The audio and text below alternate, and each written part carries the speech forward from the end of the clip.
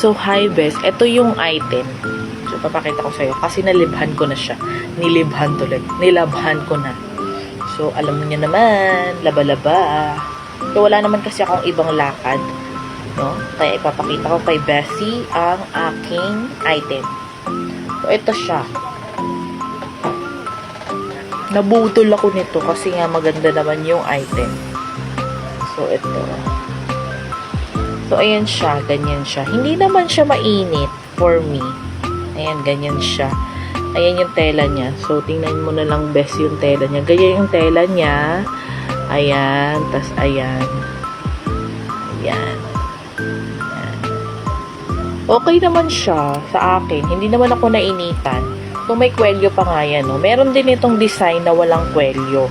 Ito kasi may kwelyo siya. Ang maganda nito kasi hindi masyadong kita yung ano mo. Parang hindi masyadong kita yung mga taba-taba mo, ganun. So, ganyan yung itsura niya. Actually, nakadalawa na nga ako best na bili. Ito yung isa. Papakita ko rin sa'yo para meron kang idea. Maganda yung mga colors niya kasi may nude. Ito nude to or peach. So, ito naman yung parang brown ba to or parang maroon brown. Parang ganun yung color niya. So, ito yung mga binibili ko kasi wala lang, trip ko lang yung color. So, sa susunod, iba naman yung bibilihin ko. Baka mustard naman. Iba-iba kasi yung kulay na meron sila. So, ilalagay ko yung link dito para makita mo din kung saan ko siya binili. Para makita mo. Ayan siya. Ganyan siya. Ayan. So, okay naman siya. Kasi hindi naman siya ganun kakapal. Hindi rin siya manipis. Ayan siya, oh. Makikita mo naman siya dyan. Ayan.